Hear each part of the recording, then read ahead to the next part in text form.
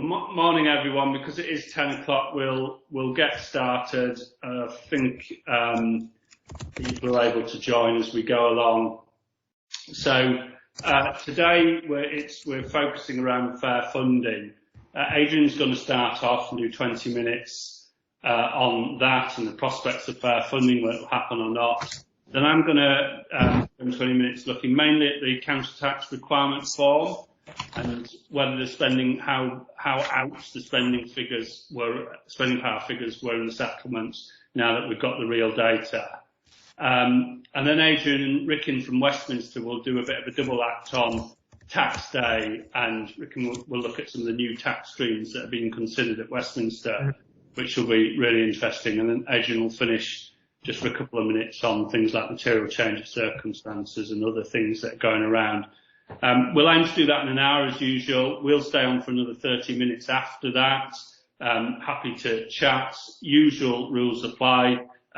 Please mute yourself at the moment, but please feel free to make observations, put questions into the chat, and I'll check that whilst Adrian's speaking, and similarly he'll check that whilst I'm speaking. So just feel free. They're always really useful, I think, the observations, and what we often find is one person asks a question, somebody else in the audience is able to answer it far better than I can at least. So yeah, feel free to use that, and in an hour's time we'll open it up and have a general chit chat for those who can stay on.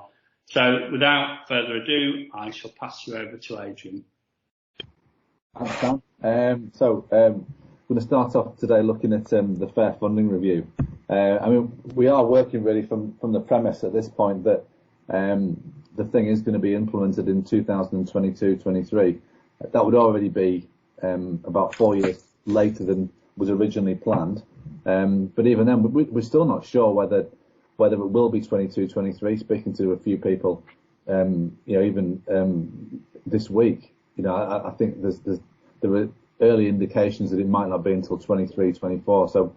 I think we do have to work on the basis that it will be in 22-23, but we really can't be sure about that. And even some of the stuff that Robert Jenrick, Secretary of State, has said don't really give you an awful lot of confidence that that's what's going to happen. You'll see there from the statement around the provisional settlement. He talked about that there would be, there might be an opportunity to do it next year, and that they would work with the Treasury to do that.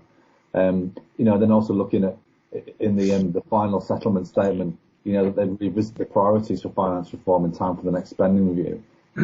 It's pretty clear they want to do it alongside, and we'll have to do it alongside the spending review.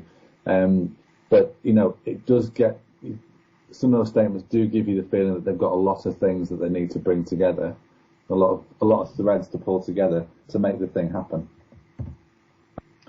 So in terms of timing, we're looking at we're expecting there to be some kind of revival of the working groups sometime in the spring. I think there would need to be a couple of working groups to talk through some of the technical stuff, the new data, the new formulae, before consultation in July. We would expect there to be a consultation before the summer recess, which would be in July. None of this has to happen, but I think without it, it does start to get quite risky for the department to push something through without having gone through those processes. And if you cast your mind back, the last time there was a meeting of the working group was actually back in 2019. I think it was June 2019. So even before we went into this pandemic, the government they were running quite slow on the whole process anyway. So reviving it is not going to be easy, especially with the reduced capacity that they've got because of their own work they've got to do with the pandemic. But there is going to be pressure from Parliament and from within Whitehall to make changes, both in terms of the fair funding review and the reset, and for different reasons. I think politically, a lot of MPs want the fair funding review to happen because they think their councils will gain from it. And from the Treasury's point of view, they want the reset to happen as much as anything because they want to be able to top slice the £1.5 billion worth of accumulated business rate growth that would release, and I guess put that into either the overall settlement or into social care. So the timescale is going to be very tight. They'll need to do at least these sorts of activities refresh all the data that needs to be refreshed and get up to date, the population projections, that kind of thing. There's some work to do on the formulas. Most of them have been done already.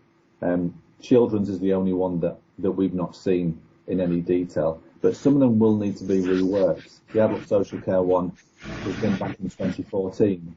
It's a good formula, but it will need to be updated for, I think some of the data sets are out of date now, so they'll need to do some work just to refresh that properly. They've got to do some more work to evidence some of the judgments they'll need to make, particularly something like deprivation. That's been very controversial within the foundational formula, and also remoteness, which will form part of the area cost adjustment.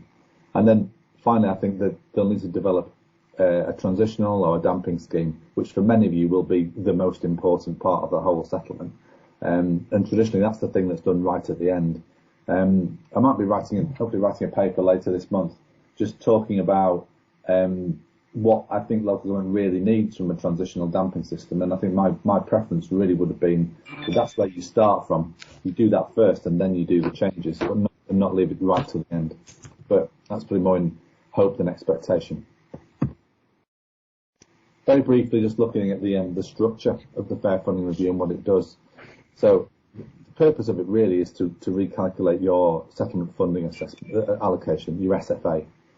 And that's done by calculating two amounts. The first being your needs assessment, i.e. the needs that the government thinks you've got to provide services at a standard level for social care, children's services, highways, etc.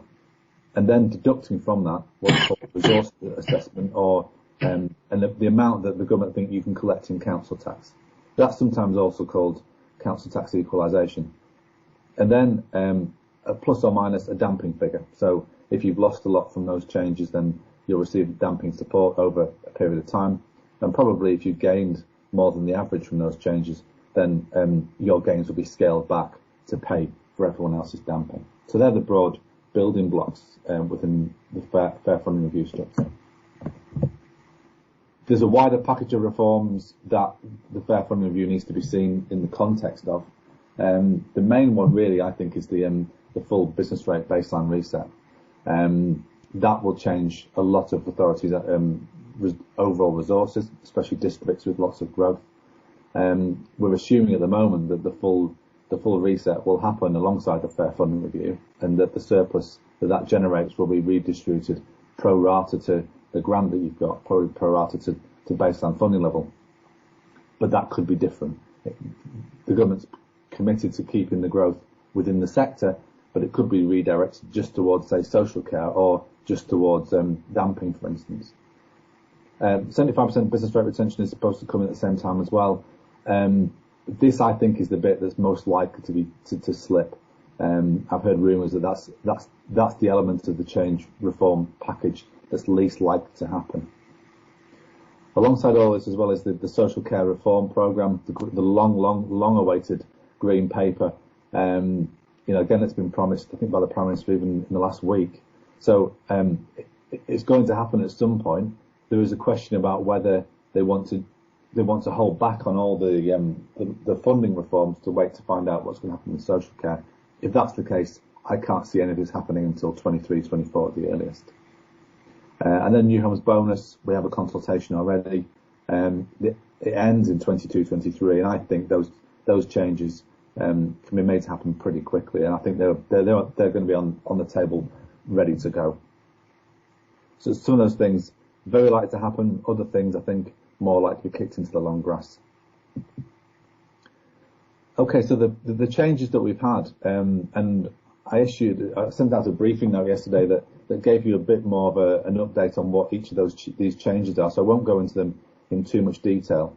And within that briefing note as well, it gave you links to briefing notes that we did, a year, 2 years ago. And they're largely still relevant. They're still fresh because nothing's changed in the last 12 months. So if you want to read about these proposals in more detail, there are links to them there. Quick highlights are that there are some really good formulae that have been created for the adult social care and also for children's as well. So they're going to be very robust but quite sophisticated formulae. There's a new formula for public health that's been developed by ACRA. The papers are available about that formula. The most controversial part of the new changes, I think, is around the foundation formula. Much flatter distribution of funding for anything else that's not in a specific service formula, largely distributed on a per head basis. We've assumed a 5% deprivation factor. You'll recall back in December 2018, the government said actually they didn't think there was a case to include a deprivation indicator, but there was support right the way across the sector to have one. So that's bound to come back in. We think it'll be something along using the IMD indicator, and we've given it a 5% weighting. It could be different. But that foundation formula is likely to include also home to school transport and concessionary fares. So swings and roundabouts in terms of distribution there, but I think it's quite a controversial proposal. A simpler formula for highways maintenance, no change in fire, no change in capital financing as far as we're aware. Some biggish changes in area cost adjustment, including some of these sort of sparsity, density related factors, dispersal, traversal, and remoteness. The first two I think are pretty much definite. Remoteness I think is a little bit more doubtful about whether that will go ahead, or rather what weighting it will have. Council tax equalisation, easily the most consequential part of the whole formula, as we'll come back to in a few moments. And then just the size of each of the service formula and how you actually weight each part of each service, how you weight adult social care relative to public health, relative to the foundation formula, etc. There's also a model available on our website. It's version 2.3 of our fair funding model. And you can use this to see what the impact of the proposals as they currently are, and the data as it currently is on you individually as an authority. But it's worth bearing in mind that the model only gives you a snapshot of where you might be, and really modelling at this point is more about modelling the range of potential outcomes rather than one specific figure. And these are the three variables I think you can play around with in the model to see what the impact is on you as an authority. The main one, as I said, was about council tax equalisation. Should equalisation be full or partial? So we've assumed as a default that equalisation will be partial, so only 85% of council tax collected will be equalised. But you could show what the effect is of 100% equalisation. The other big factor here is the tier split, the two-tier areas, or areas with fire as well. You know, what's the split between upper tier, lower tier, and fire? And you can see here there's actually a drop-down menu there where you can choose our analysis, which you think is probably more sensible, or the analysis the government's used. There's some analysis, there's some description of that in our briefing now. As an aside, we're assuming that car parking income will be excluded from the whole equalisation, which will be of great benefit to people like Westminster and some big city authorities. Then the deprivation weighting within the foundation formula, we've assumed that it will have a 5% weighting and that population will distribute the remaining 95%. You can change around the weighting on that formula to see what the impact is on you as an authority. And then finally, the third big variable really is the size of the service formula. We've based it on the mapping exercise that the government did back in 2018, which showed just which used spending patterns to weight each of the service formula, but there will be some discretion around that, some judgment, and you can play around with those figures to see what the impact is on you. Based on the assumptions we've made and the defaults that we've used, this is the output from our modelling, showing you both the average for each class of authority and the range of outcomes for each authority. Just quickly analysing what's going on here, London is likely to lose very significantly from the Fair Funding Review, especially central London. So you'll see the second block there, inner London boroughs, we're estimating that boroughs will lose about 25% of their funding, which is really significant. And I don't think I've got any inner London borough who's actually gaining from the Fair Funding Review, and some are losing really very significantly. Outer London's more varied. You've got some people, the reductions, I'd say only 7%, still quite significant, but that's the average reduction we've got for Outer London. But we've got some outer London boroughs like Richmond are more like shire counties and won't do particularly well. We've got very high tax bases. But others like Waltham Forest, they're more like a metropolitan borough and are doing modestly well from the Fair Funding Review. Overall, Mets will gain from the Fair Funding Review based on our modelling an average increase of 6.2%, and mostly that's because they gain from the council tax equalisation, the resources adjustment. Some Mets do lose based on our modelling. Knowsley and North Tyneside, I think, because of the reduction in the deprivation indicators, and also because someone like Knowsley in particular did very well from the old social care formula, so changing that loses them the funding. Shire counties, as you'll see here, an average increase of 8.2%, so they will gain on average from the Fair Funding Review, and that's because they gain broadly from the flatter distribution of funding through the foundation formula. But there are some very high tax-based counties that will lose very significantly, and we'll see that in a second. For districts, it's a much wider range of potential outcomes. Overall, losing 15% down on average, but some big gains and some big losses. That's just demonstrating just the breadth of characteristics for district councils. The ones that are losing the most tend to be those that have got the highest tax bases. And of course, we tend to concentrate here on the outliers, but there are many authorities that are average for most or many indicators, and the outputs for those councils are not particularly volatile in our modelling. One example that I've been looking at is Peterborough. You can change things quite rapidly, and actually the outputs don't change that much. This chart, just to explain it very briefly, it maps our forecast change in underlying SFA against the ratio of needs to resources. So in other words, how big is your tax base relative to how big your needs assessment is. And what you can see here is on the right hand side, these authorities here like Surrey, Elmbridge, Wokingham, Richmond upon Thames, Kensington and Chelsea, they're councils that have got very high tax bases, and as a result we're expecting them to lose a lot of their SFA. It's quite a strong relationship there. And on the far left-hand side, the black dots, they're metropolitan districts, and you can see there they're higher need, lower tax base authorities. And these authorities, we're expecting those to do relatively well, and that's largely because of the effect of council tax equalisation.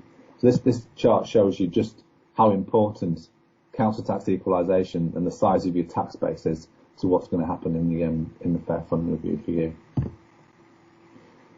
Running very quickly now through some archetypes really.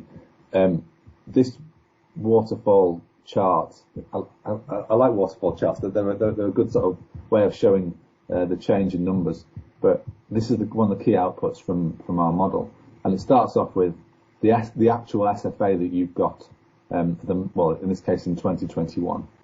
Then adjusts for the negative RSG, in other words, the amount that your actual SFA is higher than your underlying SFA ought to be. We then deducted the damping that you've currently got in that SFA as well for the changes that were made in 13-14. Those changes were damped and the damping was frozen. It's not changed, although because of the aggregate cut in SFA, the value of that damping has actually reduced over time. To give you an underlying SFA figure, then we've applied our changes from the Fair Funding Review to give an outcome from the SFA. You can see here that for Surrey County Council, with an SFA of 153 million, the value of negative RSG rather, for that county is 17 million.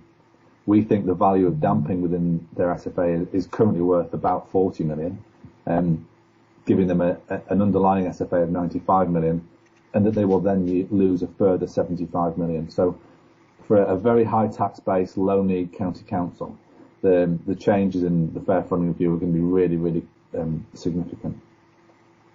There's an issue there about equalisation for someone like Surrey County Council. Partial equalisation will be much better for Surrey County Council, and indeed, if full equalisation were to happen, I think you'd see that SFA going into negative territory. But note for someone like Surrey, nearly half the losses that we're modelling actually come from changes that have already happened, negative RSG and damping in 13-14, but they're obviously compounded by future losses as well. Then we look at Westminster City Council, kind of showing us what's happening to some of these high need, low tax base in London boroughs. They're losing from changes in the formula, removal of density, daytime population, and other London factors. So someone like Westminster, there is some damping in the system for that authority, about 20 million on our estimates. But most of the losses that we're forecasting for someone like Westminster are from the Fair Funding Review, and they're really quite significant. And this is quite typical of quite a few of the inner London boroughs. Now looking at Barnsley, typical of a higher need, lower tax base authority, a metropolitan district. It gets quite strong gains, as do most Mets, from council tax equalisation, and to some extent, to a lesser extent really, from other formula changes. And it will certainly be losing from the flatter distribution within the foundation formula, and only partially benefit or partially offset by the inclusion of a small deprivation indicator. Our final archetype, looking at Eden District Council, the most sparsely populated in England. You can see here it's something quite different. It does have negative RSG, which it will lose, but it's got a lot of damping, negative damping really, in its current allocation. There were lots of changes put through in 13-14, which it really gained from, but they were damped away. So that's kind of like a latent benefit that will need to come through. But at the same time, we're assuming that it will lose from some of in net terms, from the changes that are coming through. It'll lose from the removal of the sparsity indicator. It doesn't get quite as much back from the new indicators in the ACA. Having said that, though, most rural authorities in aggregate, we think, will gain from the Fair Funding Review changes. In some respects, Eden's quite untypical in that it's very, very sparse, but most rural authorities will gain overall from the move towards a flatter distribution of funding. So you'll see that there's lots of different things going on there. Have a look at your authority and see what that waterfall chart looks like for you, and give me a call if you want to talk through how that works and what's going on. For some of you, for many of you, damping will be the key thing, because certainly for people like Westminster or Surrey, based on our forecasting, you'll be losing, a lot of funding. So damping is really important. A few key points here. We're assuming that it'll be fiscally neutral. It virtually always is. The support that's paid out to some authorities that are losing is paid for by scaling back the gains of others, and that's how we've modelled it. It's possible that there could be some additional funding from the Treasury to fund damping, but usually it is fiscally neutral. The pace of change, the trade-off between efficiency and stability. In other words, how fast do you bring in the changes? The government's talked about doing it within 4 to 5 years. Looking at some of our modelling, I think that's probably a bit fast. But what figure do you use? Our default has been, that no authority will have a cut in resources of more than 5% in each year. And that, for most authorities, works out within 4 to 5 years, but for some it doesn't. And then how do you establish the baseline? Do you include the baseline reset from business rates? Do you include the Newham's bonus changes? Our preference would be to set that as wide as possible, to include as much of the volatility and change as possible. But the government's not given any clear indication on that yet. We're a bit pressed for time, so I'll skip through these. But what it shows you is that our forecasts for how damping might work. Within our modelling, the damping actually is applied within the medium-term financial planning model, because it takes into account the Fair Funding Review changes and the baseline reset as well. So have a look at that and see what the effect is on your authority. How to plan for these changes. As I said right at the beginning, I don't think there's any alternative at this point in time but to work on the basis that the Fair Funding Review will be implemented in 22-23, but just to be aware that there's a real risk of delay into 23-24. I think it's worth developing an intermediate scenario as well. For instance, only part of these changes, this reform package is implemented, such as, they don't do the Fair Funding Review, but they do the baseline reset and NHB reform. But, I think it's worth playing around with some of those factors to come up with something that, he thinks realistic as an interim. And then if the losses are potentially significant, our advice really would be to forecast on the basis of the damping. That's likely to be where you are. So really focus your attentions on what you think might happen with damping. But I don't envy you. It's a really tough call, and it's going to be potentially a lot of change and a lot of uncertainty in the next 12 months. But we've got plenty around. Hopefully we can help you do that. As I mentioned, the briefing note we sent out yesterday, which links to other briefings as well. We've got those 2 models that you can use to see the specific impacts, and we'll keep those models updated as things come out. We'll update the changes as they come through, and keep you informed of what's going on. Okay, on to you, Dan. Thanks, Adrian. That fair funding model was brilliant with waterfall diagrams, I think. And I think it's fair to say, isn't it, that in 13-14, council tax accounted for much less than half of all funding, and now we're at a point where it accounts for almost 2/3 of the funding. So that resources equalisation, resource assessment, council tax equalisation has now become a much bigger part of the system. The needs block was always bigger than the resources block, but now it feels like it's the other way around, because so many authorities, Surrey included, Wokingham, etc., are almost sort of 80-90% reliant on council tax, that you can see that they're not really going to get a lot from SFA, as your model shows. So I think it takes us on to council tax, and you'll probably be aware that CTR1 came out last week. I was really looking forward to it coming out because of all of the rhetoric around a 4.6% increase in spending power, which we all knew wasn't going to be true, and it's never quite true in any case, but in a COVID year, much less so. And we're just going to go through that and compare council tax with the council tax in the settlement analysis, and then compare it with the real council tax figures that came out last week. So if you move on, Adrian. So this is a slide I put up previously. In the end, it's 4.6% because they added some to the GLA, allowed them to put more council tax up, and you can see there that actually pretty much very little of the spending power increase comes from government-funded spending power, and the majority, in fact 87%, if you move on one, Adrian, comes from council tax, or so they thought until the CTR figures come out. If you move on one now, you'll see that in actual fact that £817 million is wiped off council tax for various reasons, which we'll go through in a moment, and it's 4.6 is actually more like 2.8%. So a 2.8% increase in spending power, not 4.6. Tax is so important, as Adrian has just shown, then actually having a bit more of a look at council tax, I think, is an interesting thing to do. So if you move on a slide. So according to the settlement analysis, that was the government's assumption on council tax income increase, and that will mainly have been through the 5% that upper tiers were allowed to levy. Not all have, which we'll show you in a minute, or the 2% of £5, which generally for districts it's still the £5. It's more advantageous for most districts, and also the government assumed fairly hefty tax-based increases based presumably on historic data.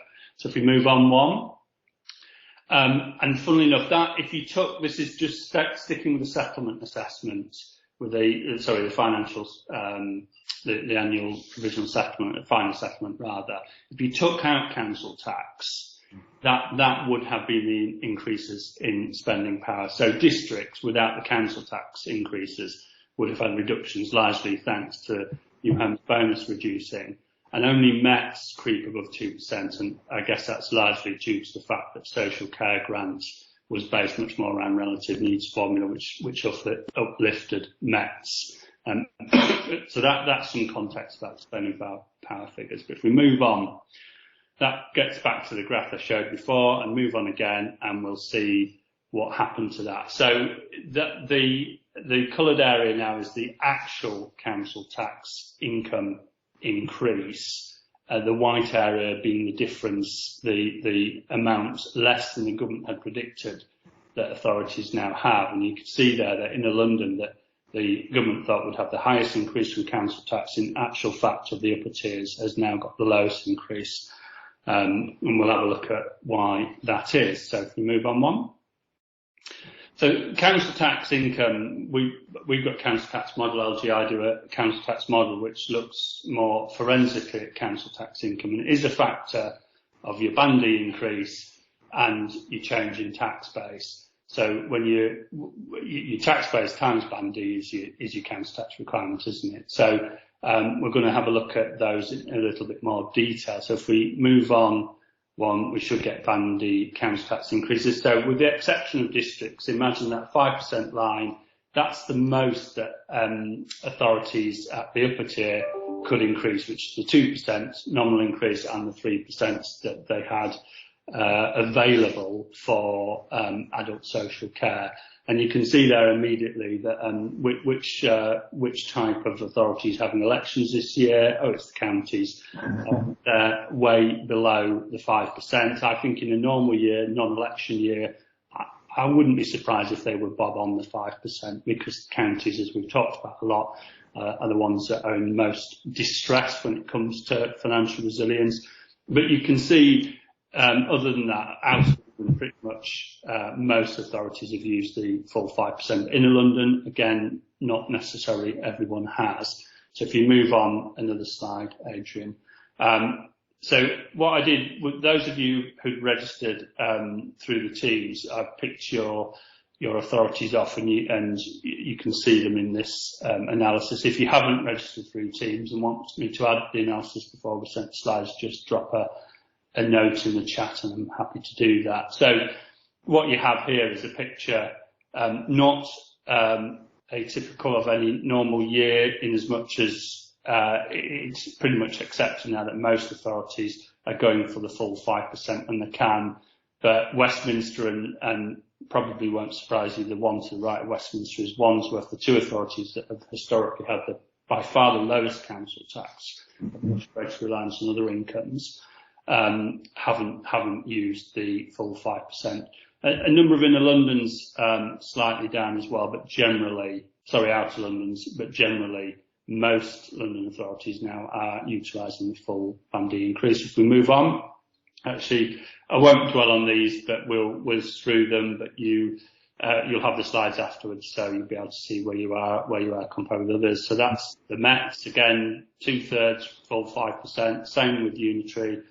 2/3 at about the full 5%, but some not quite going to that level. And finally, second to last, the counties, and I guess you see the impact of an election year, because quite a few counties, much less increase in bandy. So if we move on, I think the last one is the districts, a bit more congested here.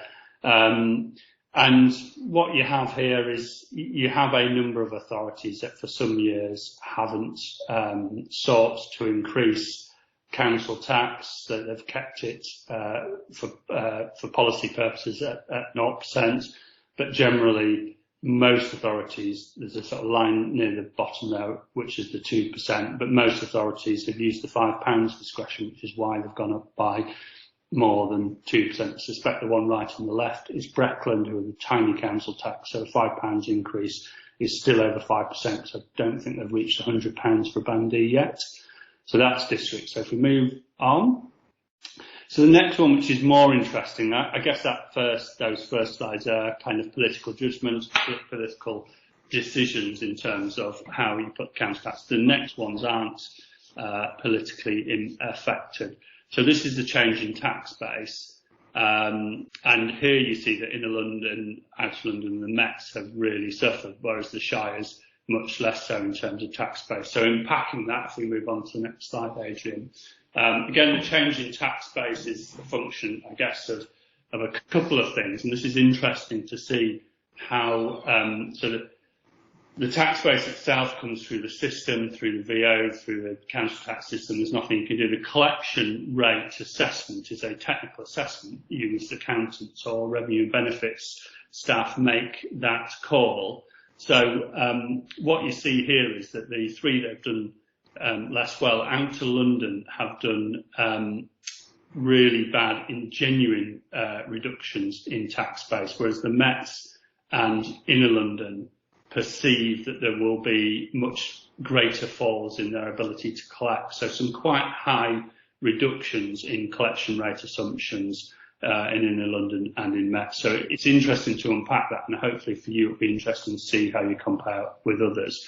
So if you move on, Adrian, we start to look at that. So this is tax-based change now, and you can see that with the exception of some very modest growths, and the government had these up at 2 to 3, getting on for 3% in some authorities. They've all been subdued. The government assumed that all authorities would increase in their tax base, but actually what you're finding here is 3/4 of London have had fairly hefty reductions.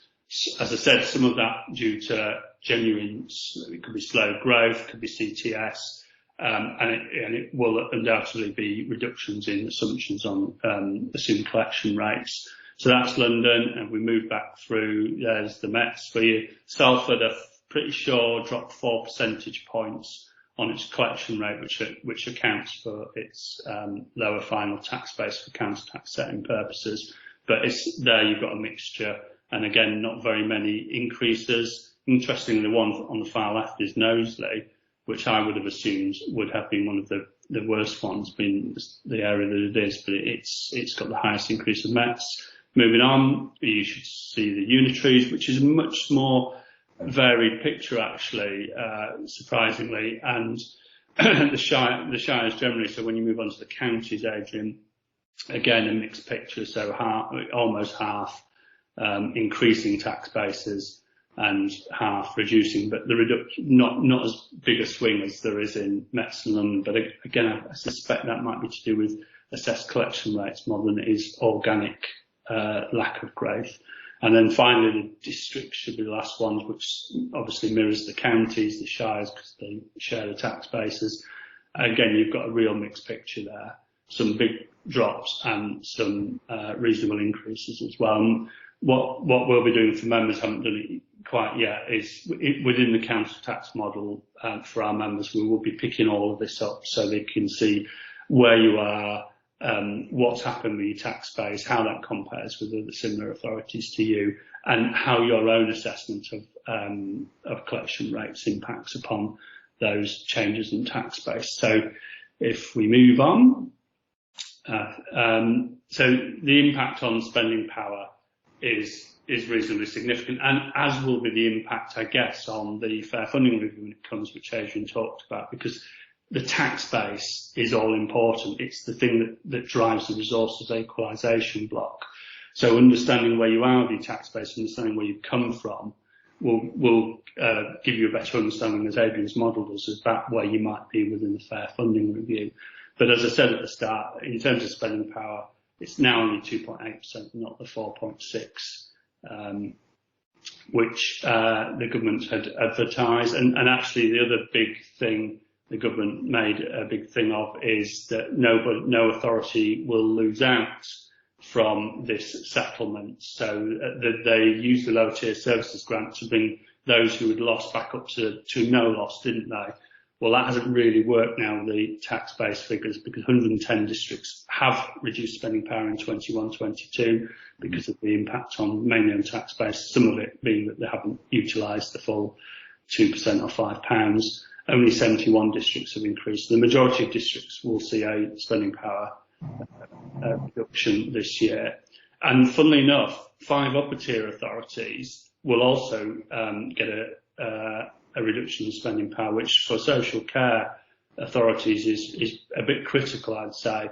2 of these authorities actually put their council tax up by 5% or 4.99%. So, to put your council tax up by so much and still get a reduction, it shows the absolute impact that COVID has had on tax bases, on collection, on slowing of growth, and on council tax support. Sorry, if you move on, I'm trying to move on there from mine there. So in terms of questions, are those variances? It'll be interesting for people to observe for themselves. Is it that there's reduced growth in the system? council tax support or reduced collection rates. I suspect it's a combination of the above. And it'd be interesting to see, is this a temporary blip, or are we starting to build in a more subdued view of council tax base growth, because that will also impact on new homes bonus, which we'll get to in a moment. So there's a lot of questions there that are pertinent, and how quickly will it bounce back and impact therefore on the structural deficits that I suspect most of us hold, and how much will it impact on that medium term as council tax, which, let's face it, now almost 2/3 of our funding has suddenly become unreliable. The once reliable component of spending power is suddenly looking a bit shaky. So if we move on, I think I've made that point.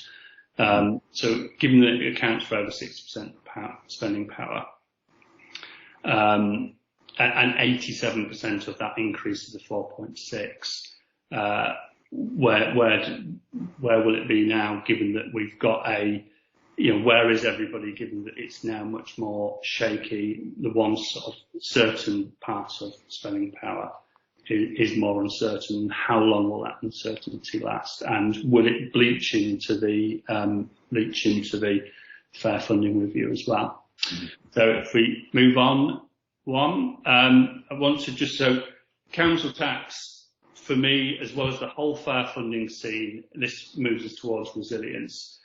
It seems clear to me that the authorities that are less resilient, that have gone Section 114 and have got capitalisation directions, some of that might be due to bits of poor management, but lots of it are due, for me, to the fair funding review. To the funding situation, and the fair funding review should seek to make that a bit better, one would hope. And these are some graphs I put up before, which show the relationship between deprivation and spending power, which shows that, again, due to council tax, that those that are the least deprived have tended to raise heavy spending power, as they've been able to use fairly large tax bases to make up for the swinging cuts that the government have made.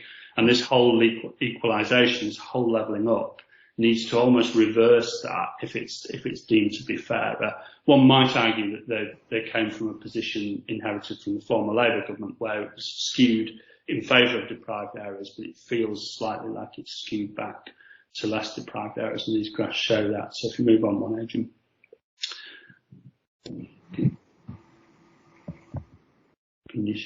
So there's a lot of funding uncertainty. In fact, when you look at pretty much every element in there, council tax was the last element that you could rely on. You can no longer, because of the impact of COVID. SFA, as Adrian's talked to, it's been frozen for so many years, and therefore there's going to be massive bounces around, changes in terms of that. Nobody knows. Everyone says social care grants are insufficient. New homes bonus is up for consultation and has been reduced anyway, and then sitting behind SFA's business rates, where there's a reset during all sorts of COVID impacts, and there's still no certainty as to whether we'll get 4 years happen. So in short, it's a bit of a mess, and therefore, if you move on, it's no surprise that there's been lots of capitalisation directions and Section 114. Sorry, my Americanised systems changed capitalisation to Z. So moving on, this is our LGI financial resilience measure, showing you this before, and that's why we think funding is a big block of resilience. I'm just going to finish off very quickly with some of those other areas, and looking at the capitalisation direction authorities. Those are the ones that have got them at the moment. There are a couple of others that are well reported that are boiling through. I haven't put them on these next analyses. I will do once they become confirmed. So if you look first at usable revenue reserves, this is, for me, the worrying picture. So those at the left there have really low level of usable revenue reserves. And you can see why they're close to the edge. Northampton and Croydon, at the point that they declared Section 114, had virtually exhausted their usable revenue reserves. It's a good measure. But actually, when you look at Luton and Nottingham, they're right towards the right. So they're in the top quartile in terms of usable revenue reserves. So the fact that they have to have a capitalisation direction, to me, says that COVID has really unveiled these inherent weaknesses within resilience in the sector, So if those two are getting directions, all of those to the left of those two, you've got to worry for them slightly. So that's reserves. If we move on quickly to the next slide, I think it's capital health. And what this shows, we've been through this before, but again, I want to take the 2114s this time. Very briefly, capital finance requirement is you need to borrow, it's your borrowing requirement, and it's expressed there as a proportion of your assets. So it's your debt gearing effectively. Green bars show equity, red bar shows your capital finance requirement, which is debt. So if we move on one, we'll pick out Croydon, and it's no surprise to me that Croydon is the most indebted of the London authorities. All that capitalisation will do is add a big wodge to the red as they borrow for revenue purposes. There's no asset that underpins that, so it will worsen the position and put more pressure on Croydon to make losing revenue cuts to be able to fund that. And if we move on very quickly, there's the counties, and click one more, and not surprised that Northamptonshire also the most geared towards debt. And I think a lot of people, I don't know if Mark's on the call, but a lot of people think, well, Northampton's gone now, so the problem's gone away. No, it hasn't. It means the two new Northamptonshire unitaries just inherit that problem and that debt. So interesting times for those unitaries as they set out on their journey.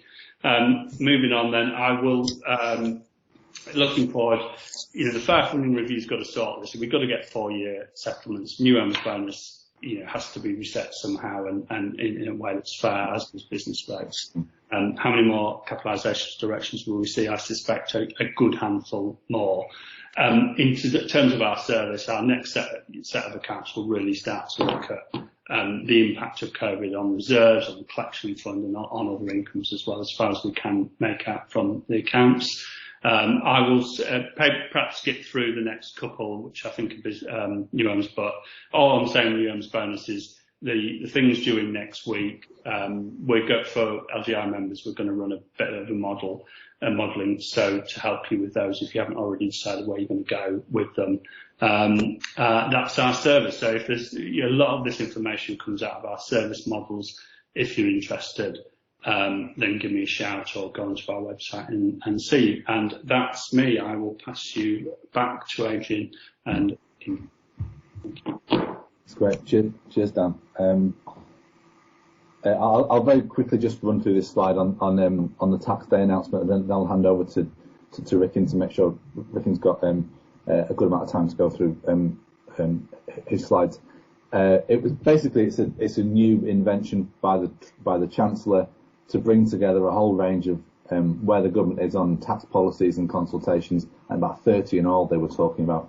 It didn't really give the kind of strategic direction I think some were expecting. It felt a bit more like, moving some consultations on a little bit and giving a little bit of guidance about where some of the thinking was going, but there was nothing really earth-shattering. For us in local government, there was an interim report on the fundamental business rates review, and I thought broadly that it kind of indicated that the Treasury is minded to reform rather than replace business rates, but to do so by reducing the impact on businesses, and I think as well reducing or rationalising the number of reliefs and discounts, but there wasn't that much support within business anyway for greater localisation or discretion. There was more support obviously for that from local government. But options were raised around, should there be a fixed multiplier, one rather than one that goes up with inflation, and the payoff for that would be there'd be no adjustment at revaluation time, more frequent revaluations. There wasn't that much support for a capital value tax, but quite a lot for online sales tax. I think my guess is support for the latter is that most people who are saying they liked it didn't think they'd be paying it. Tougher criteria for homeowners, second homeowners who have switched their property from council tax to business rates. So for some of you that will be quite a big deal, I'd imagine. Quite a lot of second homeowners now claiming small business rate relief. So tougher criteria for those homes. No mention of council tax reform at all. I guess it's such a political hot potato that no government wants to touch that until such time as which it becomes absolutely essential. So that's very quick. I'm going to hand over to Ricken now, and then afterwards we'll just recap on some of final points around material change in circumstances. So, Ricky, over to you. Thanks, Adrian. Thank you, Dan and Adrian, and thanks for giving me the opportunity to talk here today. So I'm Ricky Taylor. I'm Head of Corporate Finance at Westminster City Council, and I'm going to be talking today about business rates, council tax, and a term we call here at Westminster fiscal flexibilities, which is, about moving away from sort of council's reliance on central government funding and being able to raise our own income in other ways, shapes and forms. And a lot of what Dan and Adrian have said sort of sets the scene for this, but I'll just start off by giving a bit of an overview about Westminster and about our finances. So we collect at Westminster roughly about 2.4 billion in business rates, which is about 10% of the total for the country, but we only keep about 90 million of this through the business rates retention scheme. But linked to that, we've got a gross budget of about 850 million. But, contrary to what sort of Dan has said, for most councils, whereby about 2/3 of their funding comes from council tax, of our net revenue budget, only 1/3 of ours actually comes from council tax. So therefore, we are effectively reliant on central government for 2/3 of our net budget of about 120 million, which is, and in its current form, that is quite significant as a proportion of our net budget. And as part of the Fair Funding Review, if we're going to be losing out, well, what we at Westminster need to look at is the potential to raise income in other ways, shapes or form. And we are in quite a unique position around that. And to add further context around that, we collect 60 million in council tax. But in sales fees and charges, our budgeted income, which we're nowhere near this year, obviously for obvious reasons, but our budgeted income around sales fees and charges is about 130 million. So we collect a lot more in sales fees and charges than we do in council tax, which again is quite a unique position that we're in. And that's why, we are very keen to try and influence the Ministry for Housing to sort of influence MHCLG, HMT policy on business rates, and we've done a fair bit of lobbying around sort of business rates, council tax, and fiscal flexibilities. So just moving on to the next slide, so just around business rates. I just thought it's important to just start off at the top. There's sort of two key elements to business rates, I suppose, if you look at it at the most macro level, and that's the impact on businesses and then the impacts it has on councils and local government funding. And just putting it into context, nationally, as an overall, businesses pay somewhere in the region of about 30 billion in business rates. And from the council's perspective, we don't really want that to reduce because that's ploughed back into funding for local government. But obviously businesses do want that to reduce. And I think, it's important to set it in that context because there's lots of conversations that have been had around business rates. But ultimately, if there is a reduced burden on businesses to pay business rates, then it sort of raises the question of, well, where is that funding for local government going to come from? And some of the things that we've looked at Westminster, one thing we've looked at is the possibility of some form of additional multiplier, which could be beneficial also for other core cities, especially because as part of the Fair Funding Review, there is the possibility of removing the net in commuters from the funding formula, which, has a considerable impact for us at Westminster. I think overall, as part of the funding formula, it's not statistically that significant, actually, in conversations I've had with civil servants. But, for Westminster and for other authorities like us, that can be quite significant. We have a transient population in pre-COVID days anyway of about 1 million people a day that come into the city, and a resident population of about 250,000, which means, we do incur lots of additional costs for that transient population. And just to put that into some perspective around, the sort of COVID impact of that, with restrictions lifting, we're looking potentially at about 60 to 70 sort of schemes for al fresco dining, a lot's happening in West End. There's a lot happening in the West End and in Soho around that. Our movement strategy and a lot of that cost is not because of our resident population, but it's going to be coming through because of people wanting to come into central London, wanting to come into Soho, wanting to come into the West End. And just to put it in some further context, if we did have the ability to raise an additional multiplier, if we could have an increase in the multiplier of say 0.5%, we could potentially raise about £10 million, which if we could use that all would be the equivalent of a 5% increase in our net revenue budget. So, the sort of ratios there are quite significant. And again, that's because of the position that we're in as a local authority and, having a large business population. But, it would go some way towards ensuring that the council taxpayer in Westminster isn't having to foot the bill for the fact that there is a large business population and a large transient population in Westminster and people that sort of come into the city quite regularly. And then on online sales, we gave our response on this as part of the fundamental review of business rates. And a key point for us, and I think a key point for the sector really, is if there is going to be an online sales tax, it's how can we link that to local government funding.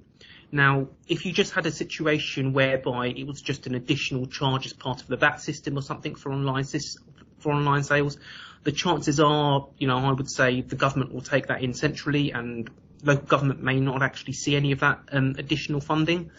But if we had a system whereby it linked to business rates, where you looked at sort of the John Lewises of these world, whereby you could maybe offset some of their business rates liability with an online sales tax, and something that supplements that 30 billion that we sort of collect nationally, and maybe we can get an additional 1 or 2 billion from it, and that could be ploughed back into local government either as part of our overall funding or as a way for us to offer more reliefs, then I think that would be very beneficial. Now, as part of the government's interim report on the fundamental review of business rates, it doesn't look like additional multipliers are that popular, but certainly for a council like Westminster, it does sort of make sense in a lot of ways. And it might be a case of, we don't have a one size fits all, but, we should look at the opportunities of doing these things. So just moving on to the next slide around business rates. I recently had a conversation with the Institute of Fiscal Studies around business rates and online taxes, and I think it's important to just set out what their views are on this, because they obviously have a lot of impact with Treasury. So they're very much in favour of a land value tax. Now, as part of the interim report on the fundamental review of business rates, the capital values tax didn't seem to be that well supported.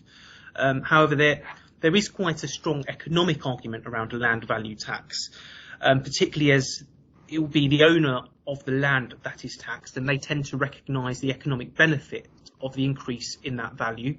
So it's a fairer tax in that way, and also longer term, the sort of view of the IFS is actually, if we didn't have business rates or very low business rates, we would effectively see rents increase, which is, again, as part of the fundamental review of business rates, there was the questions around capitalisation, and I don't think that there is any sort of short-term sort of empirical evidence to suggest that there has been rates increases, but the argument from an economic perspective is that longer term you would see rental values increase as a result of low or sort of no business rates, and it just sets the line that essentially, although businesses complain about business rates and people feel like, that the burden is too high,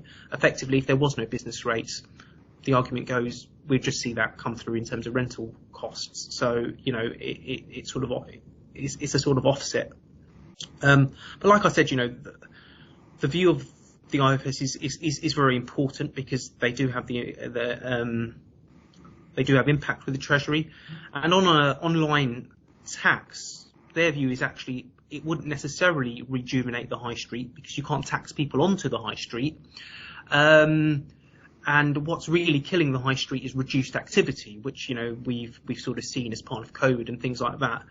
And just a couple of questions about this really that I just want to put out there. But, you know, whether reducing business rates will really see an increase in rents, you know, and just looking at the last revaluation when business rates in London increased significantly, I mean, did rents reduce? I'm not sure they did. And also around an online tax and its possibility of rejuvenating the high street. You know, again, I think it depends on how things are structured and what sort of other measures are put in place. But, you know, there's just question marks over whether or not it would rejuvenate it. You know, there's the economic arguments around it, but also there's the practicalities of all that as well. So, you know, I think they are still worth considering. My understanding is, you know, with the online tax, it is something that Treasury and HMRC are actively looking at the moment. You know, it is a thing for them. Mm-hmm. So there's certainly, I'm expecting something to come out around it in the next few months to a year or so. So we shall see how that develops, really. And then just moving on to the next slide around council tax. So a key lobbying area for the council has been the possibility of introducing additional council tax bands for prime and super prime properties. As you can imagine, there's a lot of very expensive properties in Westminster, and it's been the view of the council here that, you know, we should be able to tax them more than we currently do at the band H levels.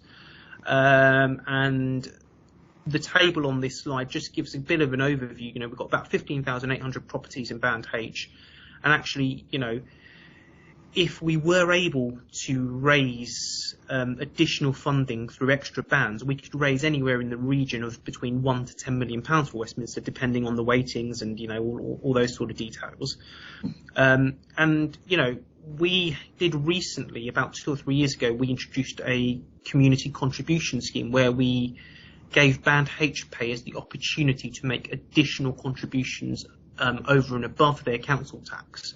And we've raised roughly £1.1 million from that.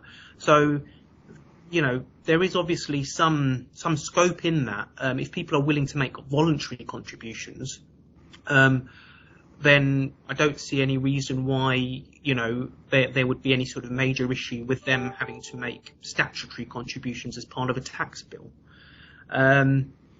And I think that one of the key questions around this, though, is in terms of additional council tax bands, and I think with a lot of the points I've sort of put across is, should this extra income be in addition to the council's baseline, or should it offset the council's baseline, you know, and as part of council tax equalisation and that kind of thing? And, you know, potentially then, you know, if an authority like Westminster can raise additional funds through these means, maybe, and if that's offset by the government and our needs are recognised, then there's more money to go around the system for other authorities who might not be able to raise this extra income. But that's obviously, you know, a sort of policy discussion that would need to be had. But yeah, that's sort of everything from me, and I'll hand back to Adrian. That's great. Thanks, Rick. And that's really, really interesting. And I think what's fascinating about what you're doing in Westminster is that, you know, you've obviously got more opportunities than most authorities to generate other forms of income or more tax income. And I think it's interesting the extent to which will that be possible, how much will that be possible across the rest of the country. It's probably a good thing that local government as a sector explores as many sources of income as it possibly can, especially as grant income is falling. But you raise a really important point at the end, which is that, you know, how much is that equalised away over what period? And if, you know, if you as an authority are going to go out there and generate more tax income or more income, you don't want them to lose that a few years down the line. You need some kind of incentive. So the balance between equalisation and incentives, I think, is going to be a really, really important one. Yeah. Yeah. And I'd agree with that, Adrian. And what I would also say is, you know, with the kind of things that we are proposing, I don't think you could necessarily just implement it nationally, straight away. And, one of the things that we've tried to push is actually, we are happy at Westminster to be a pilot for, any kind of changes around this and, look to see how it could actually work before something is rolled out nationally, regionally, or anything like that.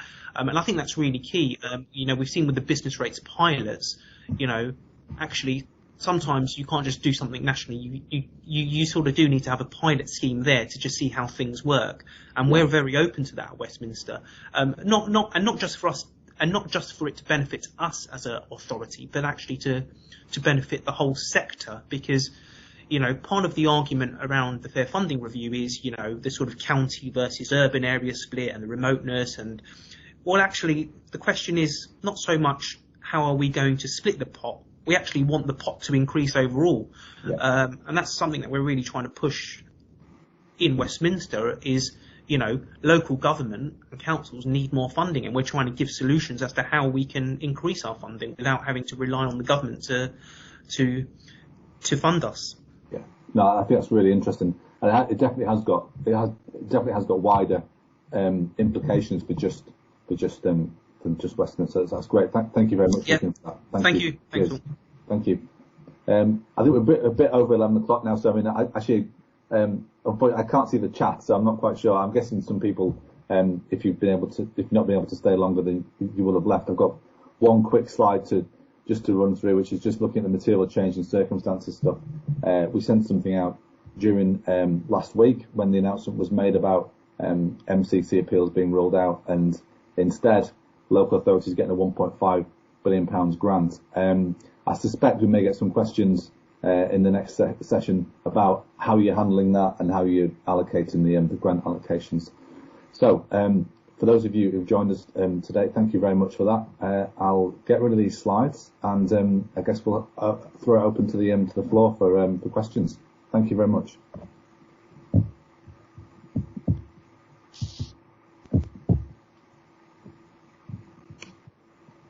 Oh, Tony.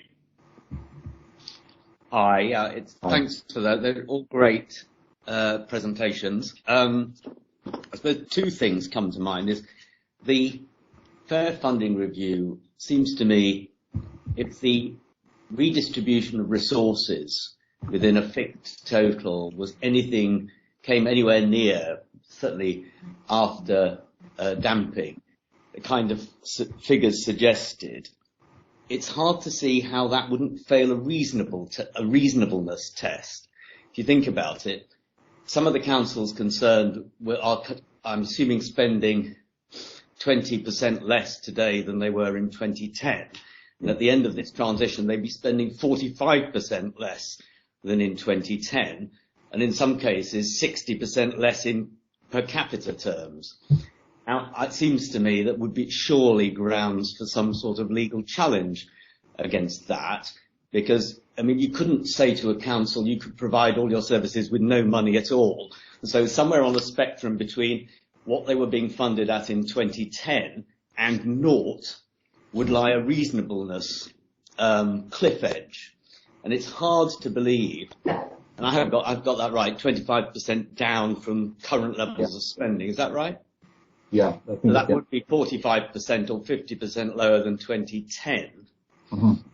So, and that's before you get to per capita. So that my first thought, particularly as council's spending power these days is a construct of Whitehall. Apart from any use of reserves, any council, and we've seen that very clearly from the council tax figures. They can actually set the council tax increases lower than government suggests. But other than that, use of reserves, it's that all councils effectively have their spending power set by national government. So that's why it seems to me that any redistribution, and all we're talking about is taking spending from one set of councils and giving it to others, that's all it is, it would, I think, come pretty close to failing a reasonableness test if it was anything like on the scale that we've just seen.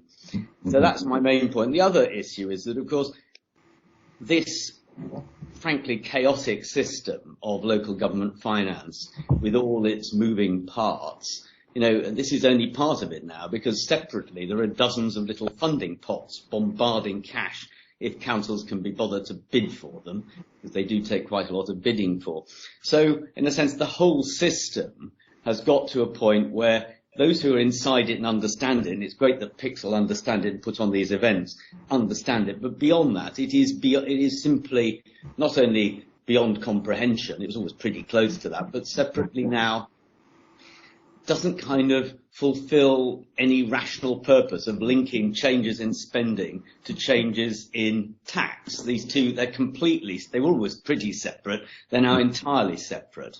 So it seems to me that the fair funding, my simple point is this, the fair funding review, if it led to the kind of impacts you're suggesting, I just don't think can happen in that way.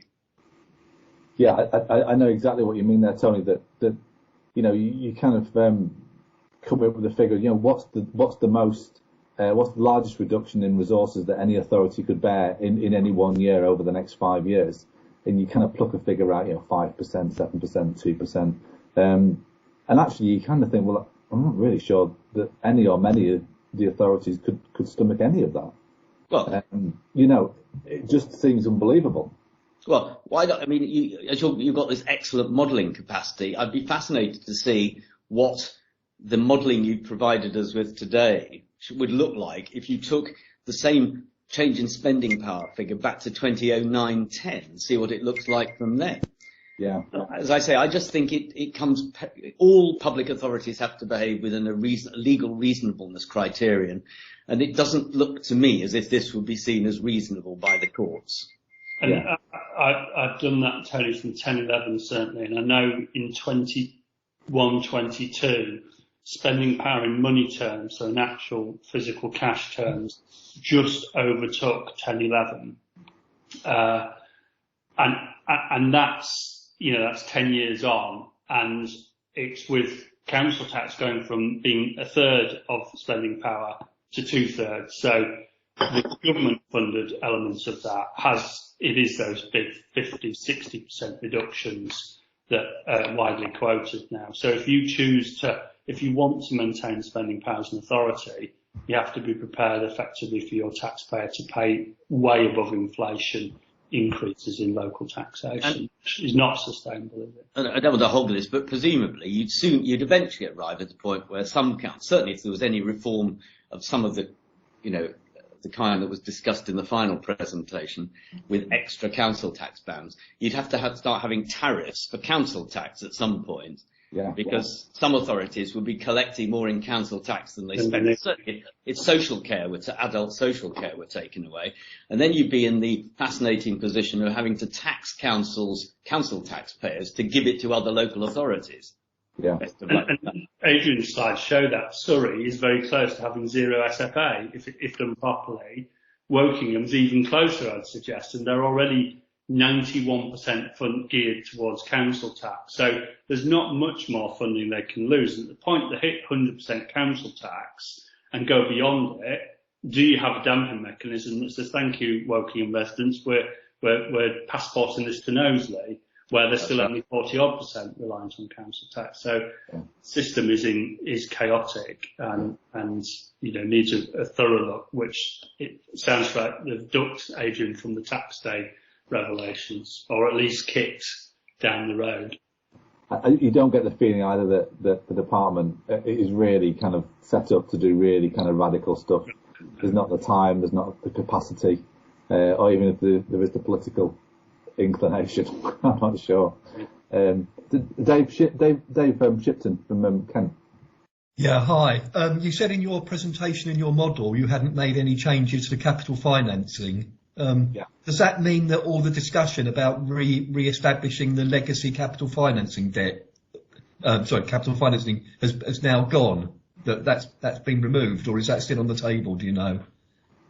All I've done there in the model is assume that you get the same share of whatever's available for the capital financing pot, which should give you the funding for your legacy capital financing costs. Right. Okay. Yeah. So casting my mind back, I thought that from the last papers that came out, which was a couple of years ago now, I'm pretty sure that they resolved that and said that they would continue with the same. That's what I thought they were going to do. Yes. Yeah, I'm pretty sure of that. And my other question was about council tax. Rather than adding extra bands at the upper end, is there more merit in looking at increasing the weighting of all the bands above D? Yeah. For most authorities, wouldn't that generate significant? I appreciate Westminster in a slightly different position, but for most authorities, that would generate a lot more than adding extra bands. And is that not something we? Because I think that's what Scotland did, wasn't it? When they were given the flexibility, and is that something we should be pushing, maybe? Yeah. It's interesting that, because that would have to be reflected through the resources block, wouldn't it? Because you could imagine Wokingham, that is already raced ahead on spending power, will race ahead further. So it might be the point at which you say, right, just take them out of the system because they're self-sufficient and allow them to do so. But yeah, it's an interesting one, that. Yeah. I think I recall at the time that at one point, certainly in previous boundaries, I think Glasgow City Council only had one Band H property. So they were probably quite happy to rack up the cost on that particular one. But I take your point. I think when we looked at the stuff for Westminster a couple of a year or so ago, it was when you narrow the base on which you're increasing the weighting, it doesn't raise that much. It's it's when you actually apply a higher weight across a much larger number of properties that you really start to get the increase in yield. Absolutely. Yeah, Roman, did you have your hand up? Roman? Yes, I'm unmuted now. I'm just sort of wanting to raise a couple of points. I think when I was at Segoma, we did some research on council tax banding and sort of increasing it in London and sort of making sort of the properties reflect more reality. Property prices would have really increased the sort of council tax for Londoners greatly. So it's a big political decision to go down that route, actually, because you will put a big burden on sort of council taxpayers in London and the South East. And I think that's something we've got to consider very, very carefully in terms of switching, the sort of local government finance base there. So that's something we've got to think of.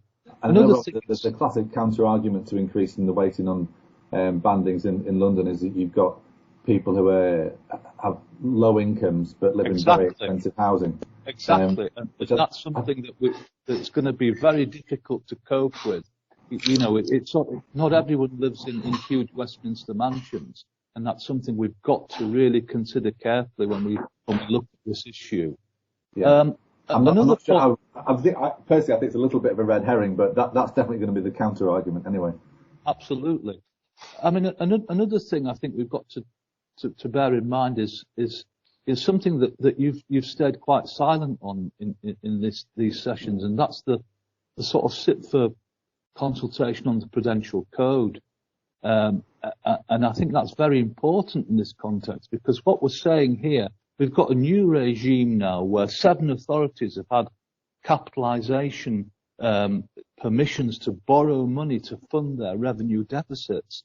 So in terms of the SIPFA consultation on the Prudential Code, what they're arguing for is presumably trying to restrict commercial activity of local authorities to try and, what they've done is to try and plug the gaps in their budgets, which have sort of sprouted over the past 5-6 years or even longer. So I mean, the issue there is what's Pixel's view and indeed the view of other local authority practitioners on the Prudential Code consultation. They're proposing new indicators, they're proposing new ways forward, restricting commercial investments.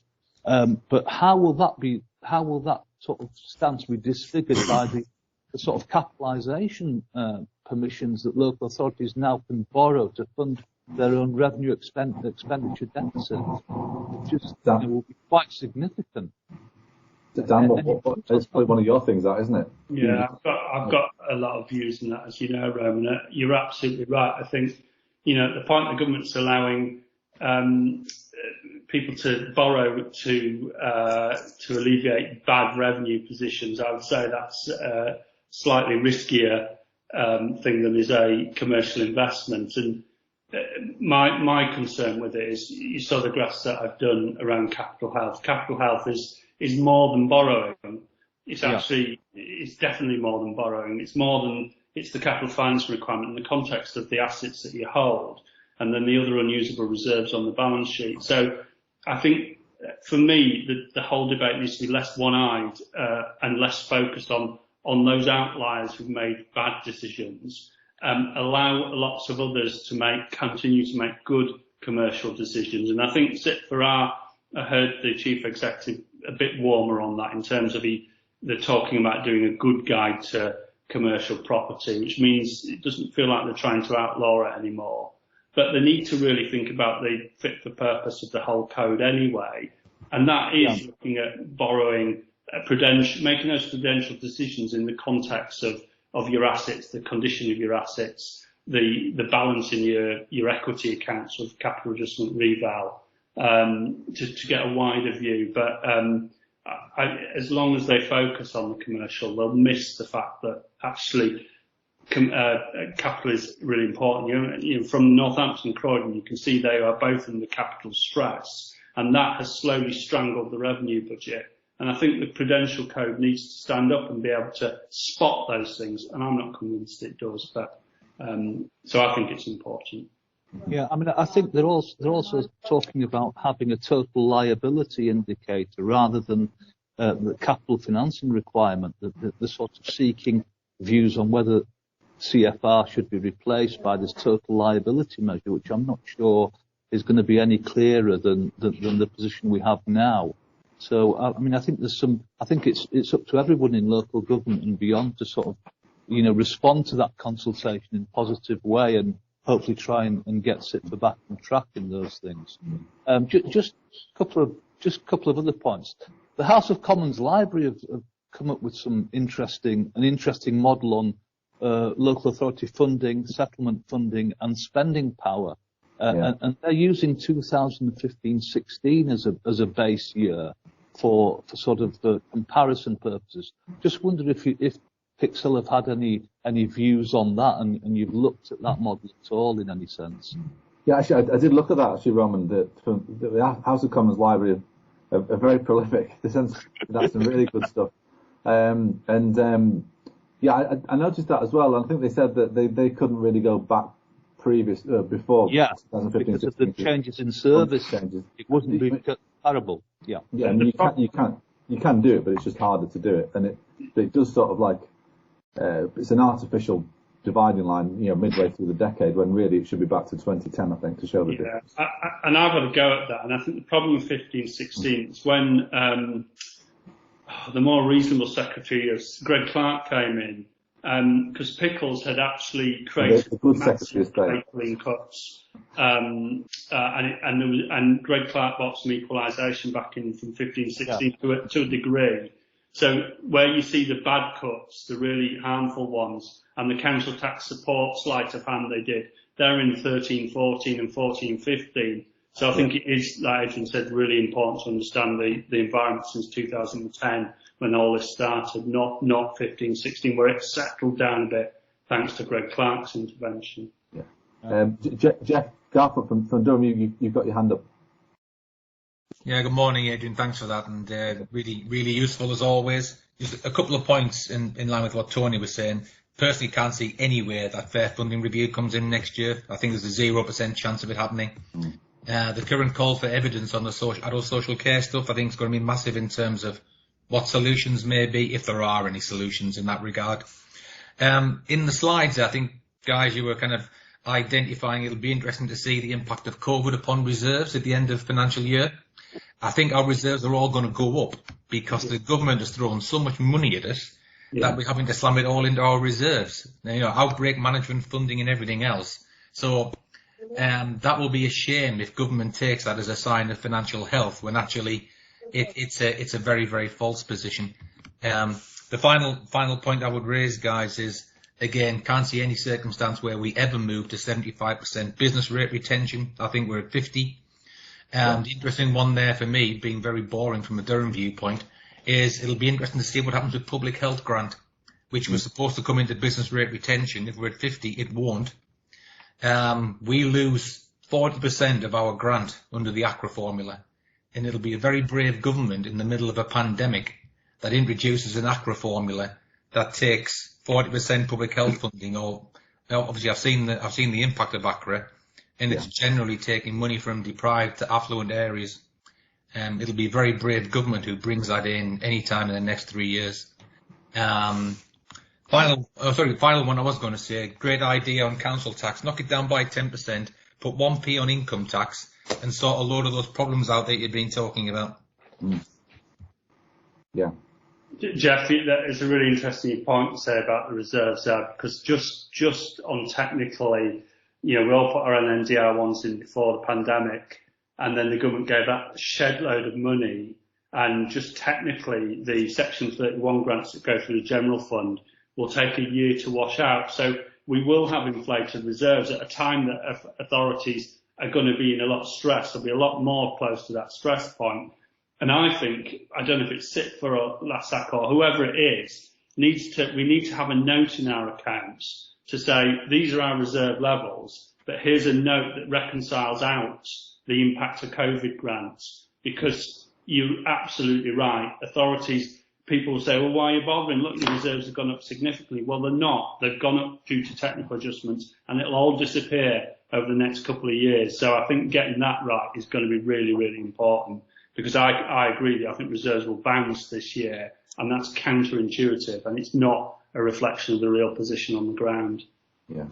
Can I just come in around that? Just as a way of an example, at Westminster, our reserves, because of the point you just made, Dan, our reserves are likely to double in the year of a pandemic, which, just makes no sense. Yeah. But it's all to do with the technicalities of local government accounting. Yeah. And on the face of it, if it's picked up by the Evening Standard or something like that, it's going to look terrible. But, and we have tried to have conversations with MHCLG and SITFA around this, but it's been to no avail, really. But, and we are probably going to include a note, but I think we need something more formal that reconciles it out. Yeah, absolutely. I mean, that's going to really mess up my graphs anyway, Ricky, because already your reserves are higher than everyone else. If they double, everyone else looks tiny, unless there's treble.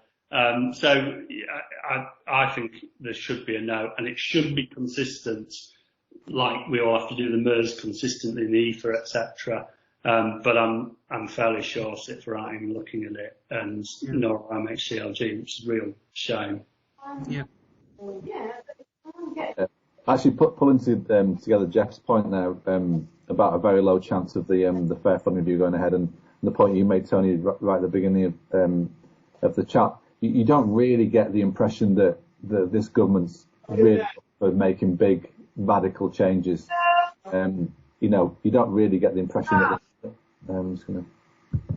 you don't really get the impression that they're going to do the big changes to even make the changes for the public health grant, which is kind of stuff that's on the table already. Never mind the more daring stuff around council tax, or switching council tax out into income tax, or putting it in your bands.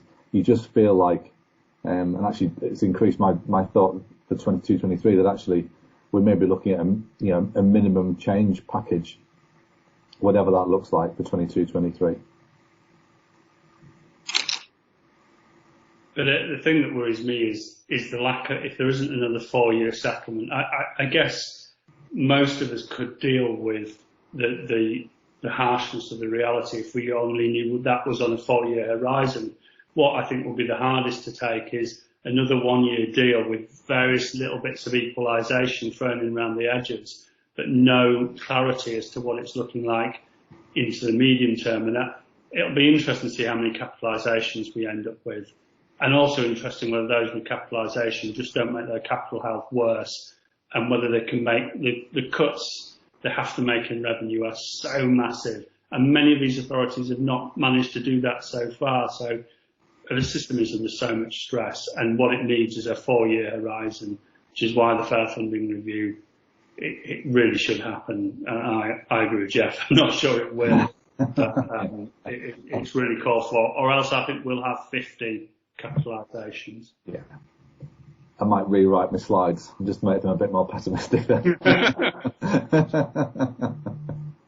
even if it's something that is a fudge, I suppose, that, you know, the 1 year we got the 4-year thing, you know, we might not have liked it, but at least we knew where we are. And these last couple of years, where they've just said, yeah, we're going to do it next year, and it's understandable with COVID, it makes it really hard to do medium-term planning, doesn't it, in any reliable sense? Yeah, it does. And maybe being fair, you know, the government's not in a position to be able to give us a 4-year settlement starting in 22-23, and maybe it is just more realistic to say, well, you know, we'll get a 1-year one for 22-23 and the big changes happen the year after. Maybe that is it. Yeah. Okay, Dan, I think we're at past. Thanks very much for joining. Sorry, Adrian.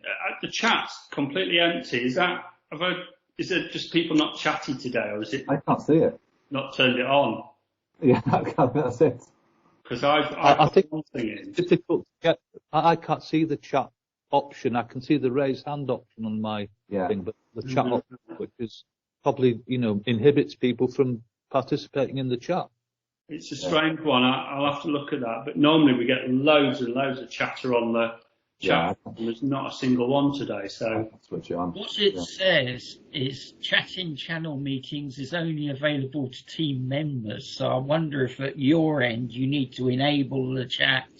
Right, I need to remove the channel, I think, or I'll get people to join the channel. That'll be why. Yeah. Right. Oh, well, we live and learn. That's team. You're still on the team's learning curve, Dan. Yeah. As well, as are we all. Yeah. Well, thanks very much.